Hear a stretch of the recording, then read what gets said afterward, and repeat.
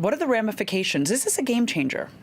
I don't think it's a game changer at all, because we're not at all in the configuration that was in 2013, because we should see what we saw actually today, that the strikes were neither what we call a saturation strike made to cripple the Syrian military forces, neither strikes aimed at degrading chemical weapons, because in both cases this airport is like a delivery facility.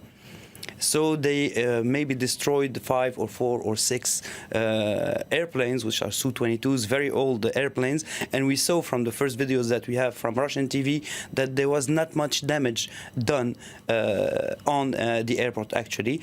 And from information we are having also, we know that the states notified Moscow, and Moscow most probably notified the Syrian regime, which evacuated most of its human power and some of its planes from the airport before the strikes, which is not the first actually, because we remember also in history that many strikes were made after telling the persons that are going to be hit. And a French example, for example, in the mid-80s was against the facility of Hezbollah in the mid-80s in Lebanon, and they were notified first, so they evacuated. So this is more of a diplomatic action aimed to deter, saying that the new administration in the United States is willing to use force in case Assad goes back to using one more time chemical weapons. But any military action like this one should be followed by diplomacy, with a real clear plan. And up to this point, we don't know if the American administration has a real plan or a real strategy for Syria. And meanwhile, we see that the Russians, as the correspondent said, are creating their own leverage by suspending the confliction channel, which is the coordination of military action on Syrian air. So they stopped it, making the U.S. air campaign against, for example, jihadis more complicated. Okay, so now let's go to what we, of course, have heard then from Washington, from President Trump himself. He puts the blame squarely on Assad, saying that he used chemical weapons in Tuesday's deadly attack. Why would Assad use chemical weapons? It could look irrational, but behind every violent political action, there's some logic and some rationality. And the core message of this use by chemical weapons by the Syrian forces is addressed to its opponents in Syria, saying that he is still controlling the game. He can go as far as he wants, and so which gives them one of two choices. The first choice is for his opponents to go back to him and fight with him against jihadi groups, or to join jihadi groups. And we know that if they join jihadi groups, it'll be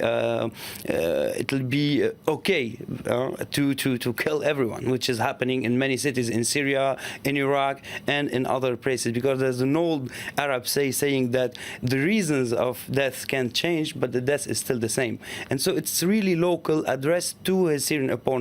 And on the other hand, he is putting the stakes much higher regarding Western democracies, proving in a way that they cannot do much to stop him, besides this kind of strike, which is like a red flag, or which is not they won't be able to change drastically the political game ongoing in Syria. We've heard both from Syria as well from its ally Russia saying that this strike against the air base, that it will have an impact in the fight against the Islamic State group and other terror groups, saying that it's going to weaken things. Is that true? That's the diplomatic game.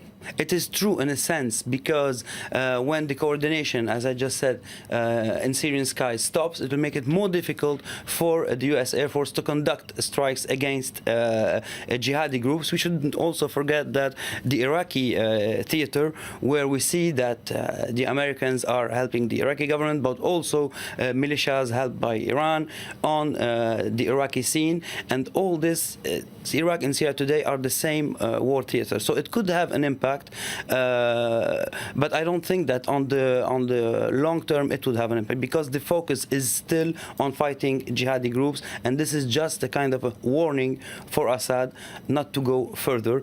And to add just one more thing, if the message could have been much stronger, for example, if the US would have struck the presidential palace or official buildings in Damascus or elsewhere, or really, for example, important military facilities in Syria. But they chose to hit just this airport, destroy a few warplanes, and not to put real military pressure on the Assad regime as it was planned, for example, in 2013.